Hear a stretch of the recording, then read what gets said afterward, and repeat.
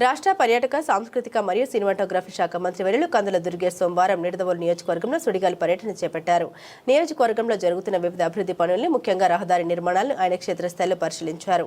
ఈ పర్యటనలో భాగంగా తాళ్లపాలెం గ్రామంలో పర్యటించిన మంత్రి సింగవరం నుండి నందమూరు వరకు నాబార్డ్ నిధులతో చేపట్టిన 2.5 కిలోమీటర్ల రోడ్డు నిర్మాణ పనుల్ని పరిశీలించారు. పనులు జరుగుతున్న తీరును అధికారులను అడిగి తెలుసుకున్న ఆయన నాణ్యత విషయంలో ఎక్కడ రాజీ పడకూడదని స్పష్టం చేశారు. అనంతరం మంత్రి దుర్గేష్ మాట్లాడారు. 2019-2024 మధ్య కాలంలో గత ప్రభుత్వం రహదారుల నిర్వహణ పూర్తిగా విస్మరించిందని విమర్శించారు.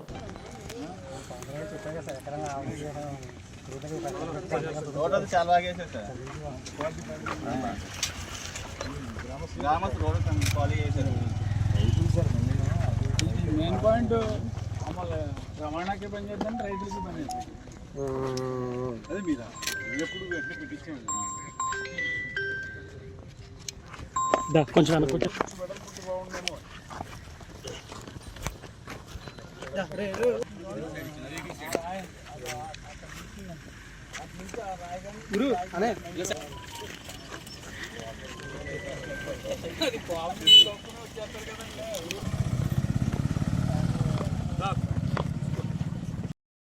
తలపాల నుంచి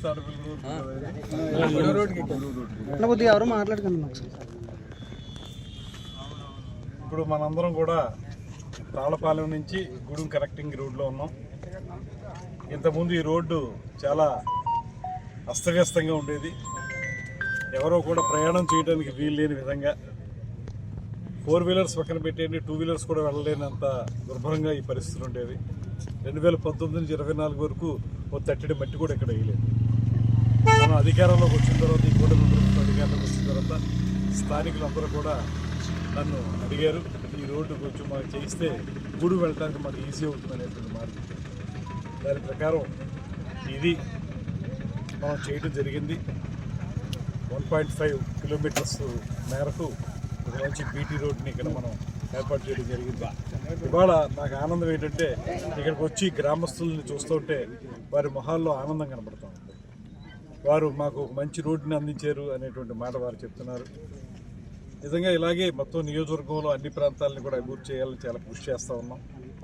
ఈ మధ్యకాలంలోనే కానూరు ఉసులుమర్రు రోడ్డు కానీ, ఆ తర్వాత పెరవలి కాపురం కూడా పెంచాలనేటువంటి ఆలోచన కూడా చేస్తూ ఉన్నాం. చివటం రోడ్డు, ఉండ్రాజవరం, ఇవన్నీ కూడా కొత్తగా నేను దగ్గరికి కూర్చుని ముఖ్యమంత్రి గారిని రిక్వెస్ట్ చేసి, అదేవిధంగా R&B మినిస్టర్ గారితో మాట్లాడి సాధించుకున్నాం. అదేవిధంగా మనం అధికారంలోకి వచ్చిన తర్వాత ఇప్పటి వరకు పల్లి పండుగ 1, 2లో మొత్తం కలిపి ప్రమారవి 450 గ్రామీణ రోడ్లు కూడా వేసాం. దానికి కూడా ఉప ముఖ్యమంత్రి గారికి ప్రత్యేకంగా ధన్యవాదాలు తెలియజేస్తున్నాను. మరొక 28 కోట్లతోటి పంచాయతీరాజ్ శాఖ నుంచి మరికొన్ని రోడ్లకి శాంక్షనింగ్ తెచ్చాం. అది కూడా త్వరలోనే ప్రారంభించుకుని మొత్తంగా నియోజకవర్గాన్ని గుంతలు లేనటువంటి రోడ్లతోటి మంచిగా తయారు చేయాలని, అదేవిధంగా ప్రభుత్వం చేస్తున్నటువంటి సంక్షేమ పథకాలు ఏవైతే ఉన్నాయో వాటి ఫలితాలను ప్రజలకు అందించాలని కృషి చేస్తూ ఉన్నాం. ఏదైనప్పటికీ కూడా ఇవాళ ఈ రోడ్డు మీద నిలబడి గ్రామస్తులతో నిలబడి వారి ఆ మొహాల్లో ఆనందం చూడడం అనేది నాకు చాలా ఆనందంగా ఉందనేటువంటి మాటలు తెలియజేస్తూ సెలవు తీసుకుంటాను.